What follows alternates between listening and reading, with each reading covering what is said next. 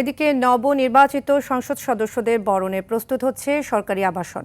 এমপিদের জন্য পরিচ্ছন্ন ও নিরাপদ আবাসন নিশ্চিতে জোরে সোরে কাজ চলছে মানিক মিয়া এভিনিউয়ের ন্যাম ভবনে। এছাড়াও সংসদ সদস্য হোস্টেল কমপ্লেক্স এবং নাখালপাড়ায় এমপিদের জন্য বরাদ্দ ফ্ল্যাটগুলো প্রস্তুতের কাজে নেমেছে সংশ্লিষ্ট কর্তৃপক্ষ।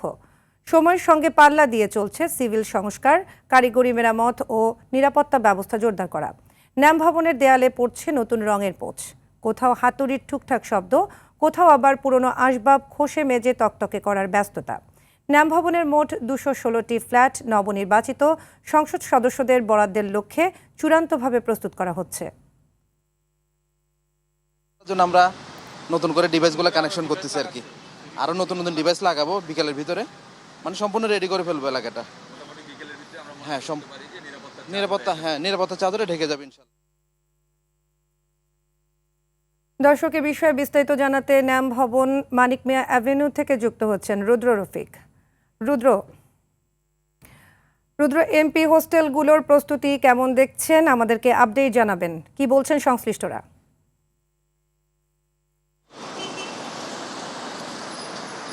সাদিয়া, নির্বাচনের আগে থেকেই আসলে ন্যাম ভবনগুলো প্রস্তুতি করা হচ্ছে এবং আপনাকে একটু জানিয়ে রাখি যে এই যে মানিক মিয়া এভিনিউ, এই এভিনিউতে ২১৬টি ফ্ল্যাট আসলে প্রস্তুত করা হচ্ছে। আমরা ভিতরে গিয়েছিলাম এবং ভিতরে গিয়ে আসলে যেটি দেখেছি যে বেশিরভাগ ফ্ল্যাটেই কিন্তু ইতোমধ্যেই কাজ শুরু হয়েছে এবং কিছু কিছু ফ্ল্যাটে ইতোমধ্যেই রঙের কাজ শেষ হয়েছে এবং সেসব ফ্ল্যাটে আসলে যে আসবাবপত্র রয়েছে সেসব আসবাবপত্র মেরামতের কাজ চলছে। আবার কিছু কিছু ফ্ল্যাটে নতুন করে আসলে আসবাবপত্রগুলো তৈরি করা হচ্ছে। বিশেষ করে এর আগে যারা সংসদ সদস্যরা ছিলেন তারা যেসব আসবাবপত্র ব্যবহার করেছেন সেসব আসবাবপত্র আবার নতুন করে ঘষে মেজে কিন্তু রং করা হচ্ছে এবং ব্যবহার উপযোগী করা হচ্ছে। আপনি নিশ্চয়ই জানেন যে ২০২৪-এর ৫ আগস্টে আওয়ামী সরকারের পতনের পর এই ভবনগুলো আসলে ব্যাপক ক্ষতিগ্রস্ত হয়। বিশেষ করে ভবনগুলোর দরজা জানলা থেকে শুরু করে নিরাপত্তা ব্যবস্থা কিন্তু একেবারে ভেঙে পড়ে এবং এখানকার যে বাইরের যে দেয়ালের যে কাজ রয়েছে সেই কাজগুলো কিন্তু অনেকগুলো ভবনে ক্ষতিগ্রস্ত হয় এবং ব্যাপক লুটপাটও কিন্তু এখানে হয়, যার ফলে কিন্তু একেবারেই ব্যবহারের অনুপযোগী ছিল এই ভবনগুলো। এ কারণেই নতুন করে যে সংসদ সদস্যরা নির্বাচিত হয়েছেন তারা যেন পরিচ্ছন্ন পরিবেশে আসলে বসবাস করতে পারেন সেজন্য কিন্তু ইতোমধ্যেই কাজ শুরু করেছে এবং শুধু মানিক মিয়া এভিনিউয়ের এই ভবনগুলো নয়, নাখালপাড়ার যে ফ্ল্যাটগুলো রয়েছে সংসদ সদস্যদের জন্য তাদের যে ফ্ল্যাটগুলো রয়েছে, বিশেষ করে সেখানে আমরা জানতে পেরেছি ৫৬টি ফ্ল্যাটে সেখানে প্রস্তুতির কাজ চলছে।